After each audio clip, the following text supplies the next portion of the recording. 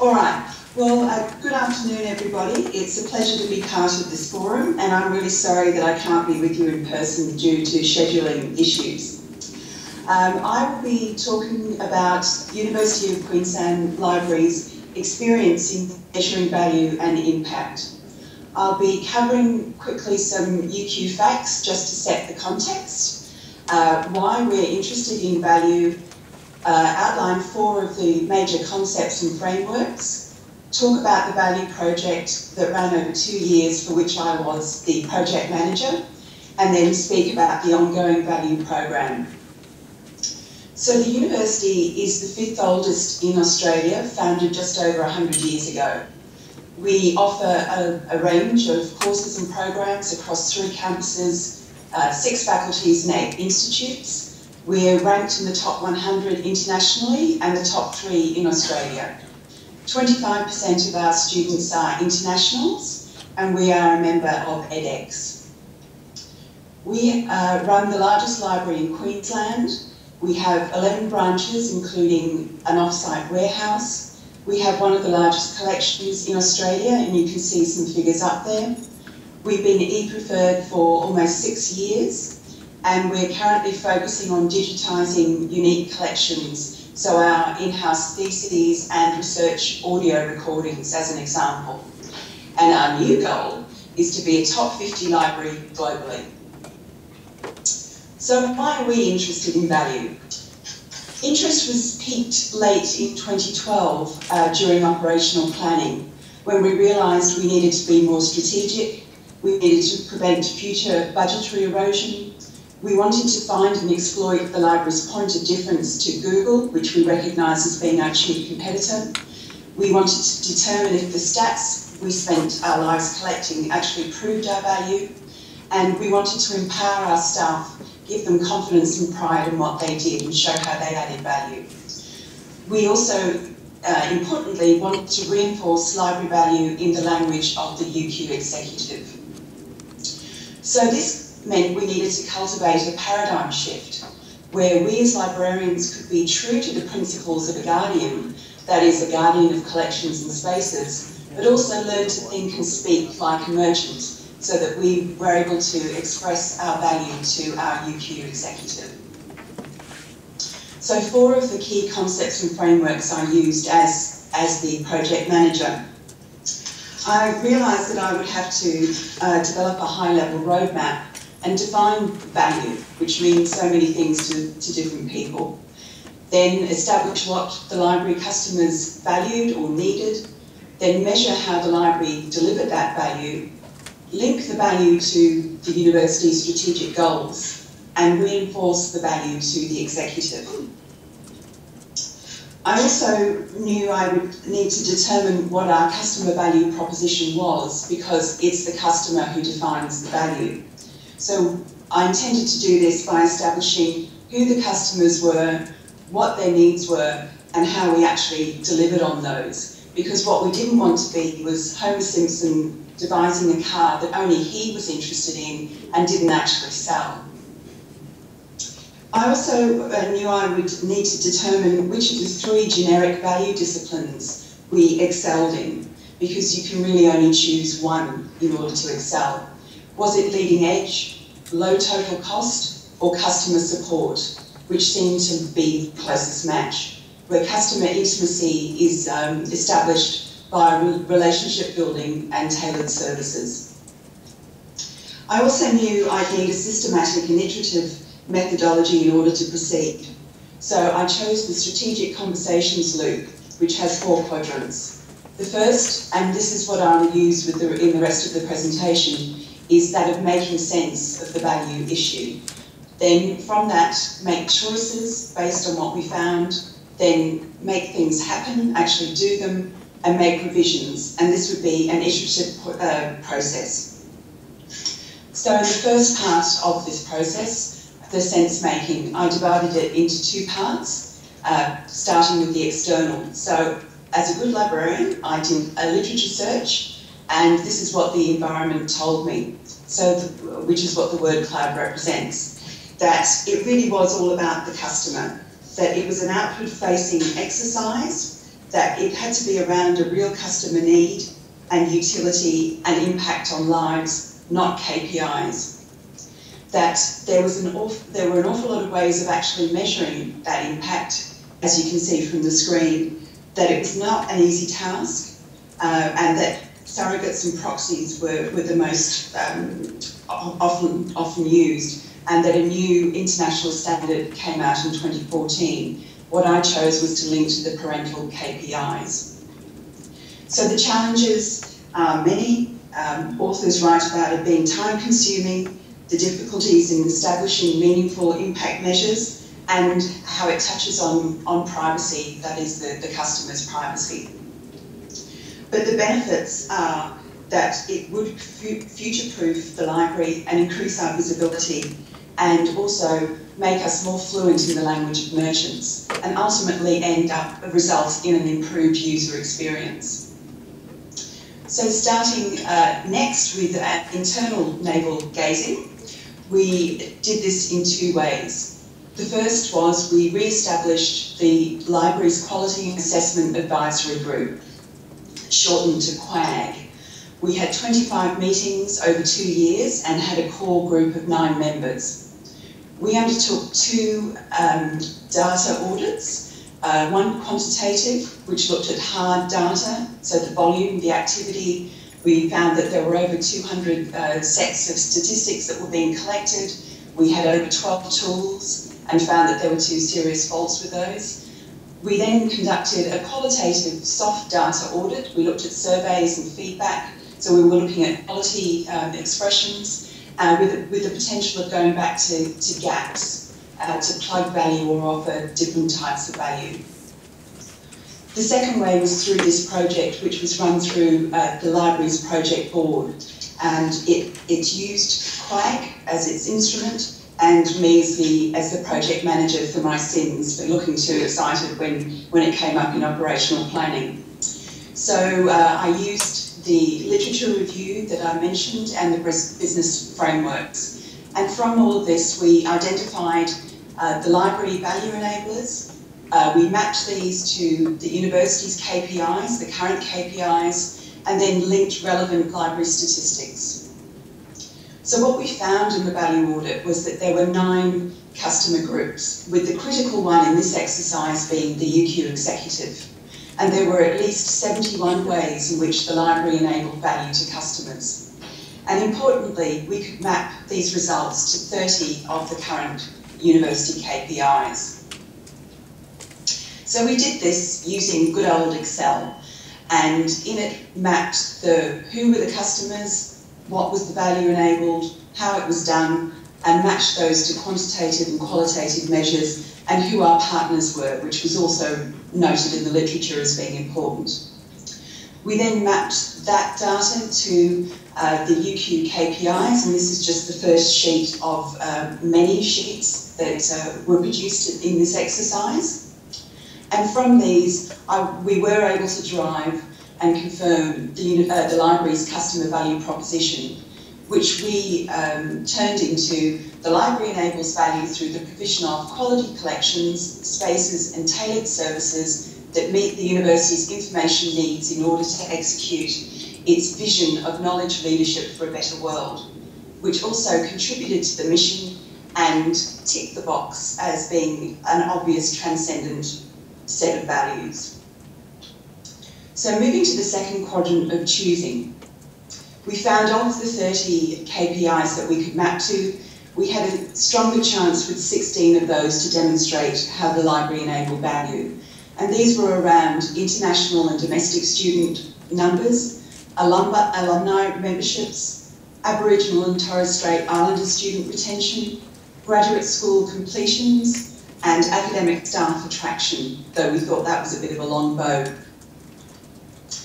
Moving to the third quadrant of doing, some of our outputs from the project were we created an internal statistics tools portal. We identified some gaps in the stats collecting, particularly in digitisation, which was an emerging area. We evaluated some dashboards to see if they would help us. We partnered with 2 areas within the university and had value questions added to surveys along the lines of, I was able to complete my degree because of library collections where they could rank between 1 and 5. We reported early findings to staff and the executive, and we piloted a value question into faculties. And I'll just give 2 examples of the responses that we got to that value question, which was, what value does UQ Library provide to you? So in this case, a professor in veterinary science said that it was the electronic course profiles and the organisation of the reference materials, and the value that we added was that it made them easy and convenient to find. In the second example, it was from occupational therapy, and it was about the therapists who were busy gaining timely access to evidence and increasing their confidence in searching databases and getting to the quality research themselves. So at the end of the project for 2 years, we realised we had a few things still left to do. Importantly, to operationalise the understanding of value within the library and its staff, to systematise communication within the library and to the executive, to address some of the gaps that we could see had come up in the survey results, and to try and come up with a dashboard like something or inspired by the University of Wollongong's cubes, which is still my dream. So what happened? Well, it's now a program, because again the literature says it should not be a project, it should be a program. And after 2014, well, life happened. There were a series of disruptions. There was a restructure, quite a significant one. We relocated and refurbished. There was a new divisional director. The quality group ceased. Our attention was turned to tendering for a new library services platform. There was new architecture being developed for the library website. Of course, the dollar was weaker, and my full attention was on saving $1 million from our collections budget. And of course, there was the new goal of how could we show ourselves to be in the top 50 libraries globally. But importantly, at this time, new synergies were created when the library's reporting line changed from the Deputy Vice-Chancellor Research to the Deputy Vice-Chancellor Academic.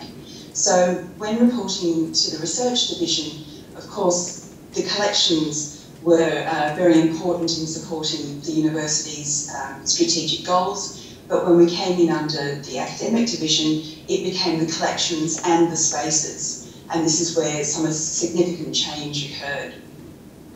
So what we actually did manage to do in 2015 was to pilot ProQuest in total assessment. We increased my team's analysis capacity with 2 staff. The division introduced a business and user experience analysis team of 3. We were actually lauded as a high performer in 2 of the university-wide surveys, so the staff engagement and the student experience survey, and this reinforced our strategic value in ways that the project hadn't envisaged. We also formed a library leadership alliance, and that was for Q8 manager levels and above to meet on a 6-weekly basis and to start thinking very seriously about value and impact. And we also started to build an easy proxy log dashboard. And I just include a couple of the screenshots here.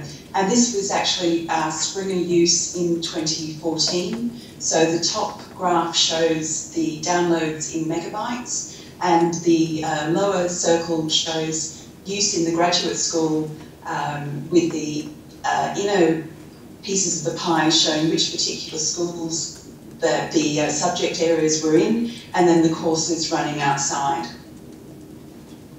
So then we come to the final quadrant, which is revising.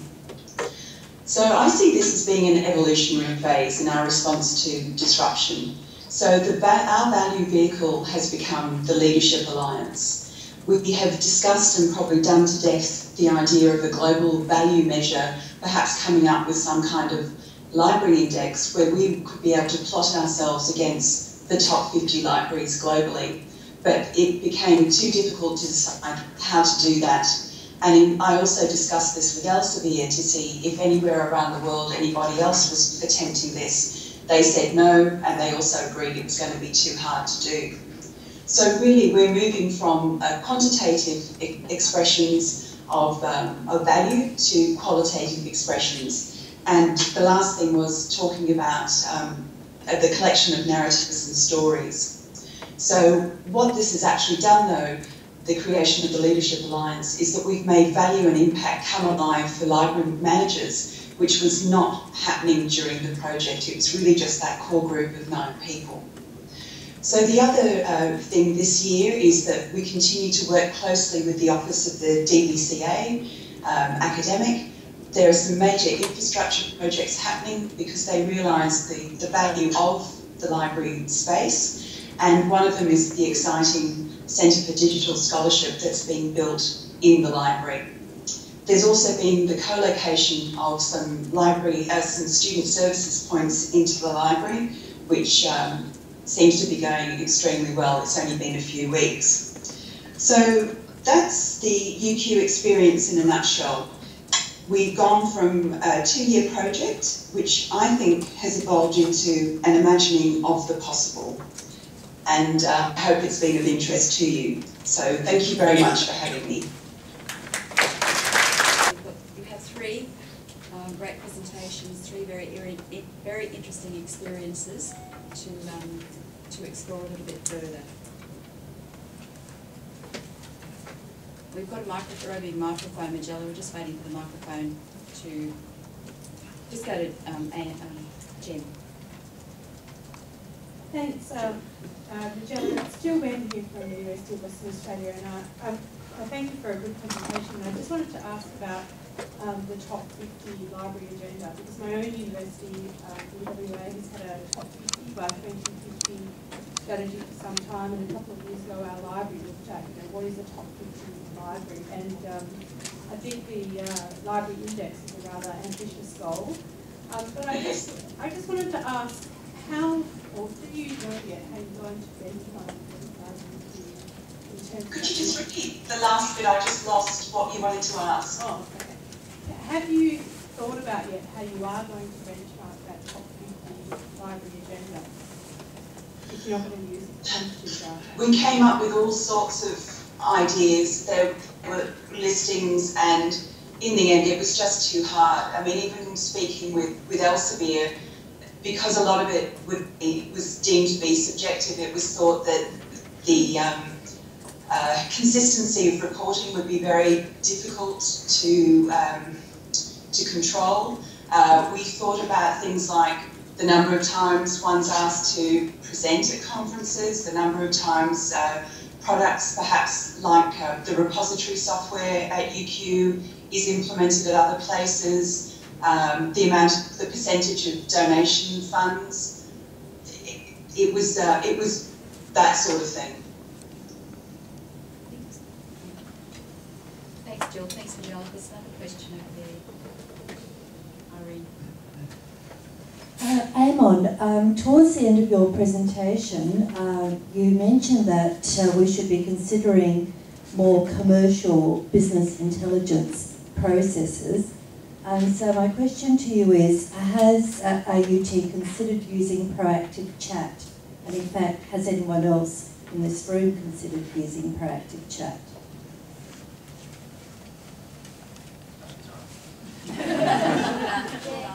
Yes. Yeah.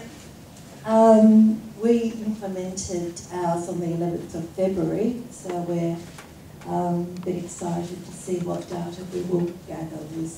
And it is a commercial tool, not a library tool. Adrian, Sue happy? I was just saying yes to the proactive chat, although it's been slightly challenging to try and explain to some library staff why we would do that. But if anyone's ever used Telstra or any other retail service lately, I guess that's where we believe that some of our customers expect. The other challenge is the systems that we're using.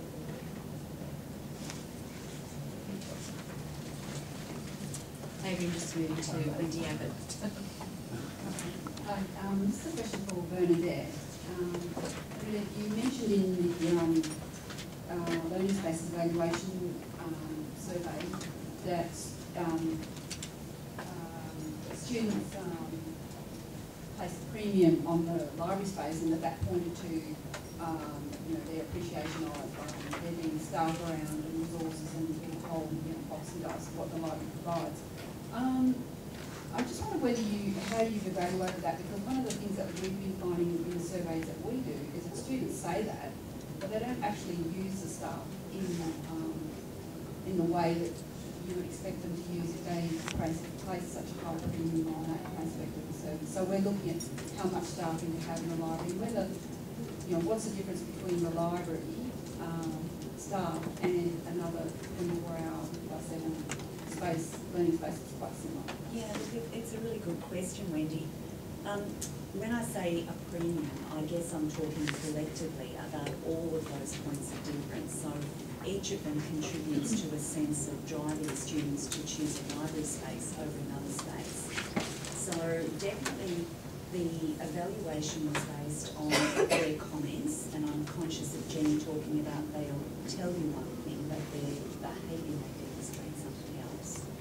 But their feedback, their comments, the graffiti wall and so on, the student voice all indicated value around the collection of what a library provides that other spaces don't. And I guess that was around that sense of stewardship, of a sense of the space being managed and being purposeful and having meaning for students, and meaning that they easily recognise.